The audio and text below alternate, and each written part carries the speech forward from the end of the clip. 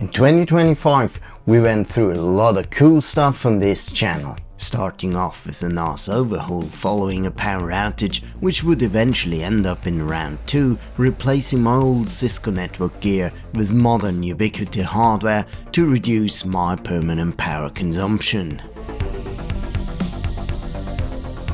Then we've seen drives in many shapes and shades, like the Quantum Bigfoot, allowing me to restore the Colani Highscreen PC even closer to my dad's original configuration. We looked into lesser known peripherals like the Apple QuickTake 100 camera and 90s video telephony on SGI workstations, and there was even a 3D printer restoration just because. I managed to acquire an original IBM PC AT, filling in that other gap, as I gave my dad's AT away decades ago. It served well as a detour into Windows 286 before touching Windows XP Embedded, Windows FLP and NT 4.0 Terminal Server Edition, which led us straight into the exploration of Citrix's multi-user and multi-win terminal computing roots. Aside from that, we went through lots of Unix related exploration with the Sun Fire V120 and the Sunray terminal services. We dug into AUX, Apple's first own Unix version, and touched emulation too, be it with Apple's Macintosh application environment for Unix or WABI, the Windows application binary interface, a wine-like translation layer that brought Windows 3.x applications to the Solaris desktop. We also revisited SoftPC, running on the Mac, Solaris and on NeXTSTEP.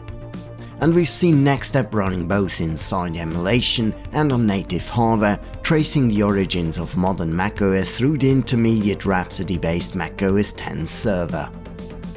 And while I only attended the Swiss Vintage Computer Festival in January as a visitor, I then actually participated as an exhibitor in November this year. What a fun ride, with barely enough time to do everything I had on my bucket list. Even now, between the years, I'm working behind the scenes. I finished the next station and put it back in its place. For the Pi P11 replica, I finally added the missing panel mounts I've been meaning to finish for 2 years.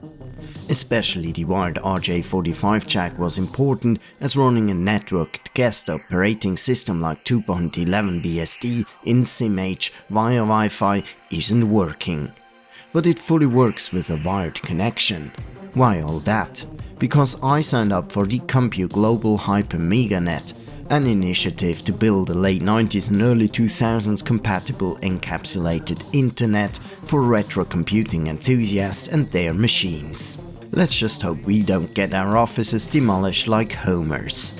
At the VCFe, I demoed functioning retro networks including Token Ring and an emulated analog modem. And you saw some glimpses of that in my pre-event teasers. You can most definitely expect some deep dives soon and more networking topics coming up. I'm stacking parts already for some nice projects. And of course, there will be a continuation of the Apple Unix origin story featuring the final macOS X along with this pretty beaten up Apple Xserve. So, what did I miss in 2025? I wanted to look into ultra-mobile computing. The Siemens SimPad desperately waits for me, and there's so many more stories to tell. And I even have a well-kept secret to reveal next year.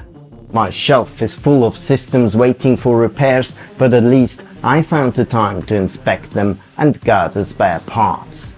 There's even another silicon graphics machine waiting ahead. And yes, now I have 2 additional Cobalt servers, so it no longer hurts too much that I bricked mine.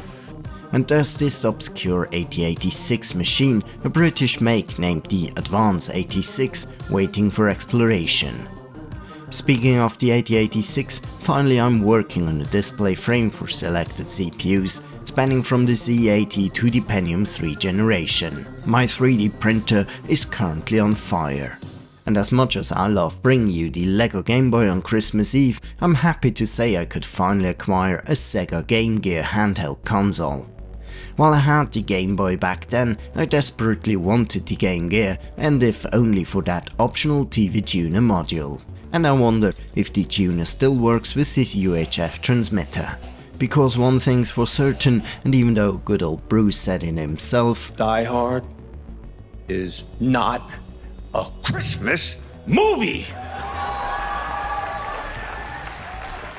It's a goddamn Bruce Willis movie. there's nothing like watching Die Hard at Christmas or between the years. And with that, let me thank you for being with me throughout 2025. It's been a pleasure and an honor to do these retro explorations and to take you on some trips down memory lane. I wish you all a happy new year and only the best for 2026. Thanks for your ongoing support and hope to see you again soon on The Vintage Collector. Retro computing is the use of all the computer hardware and software in modern times.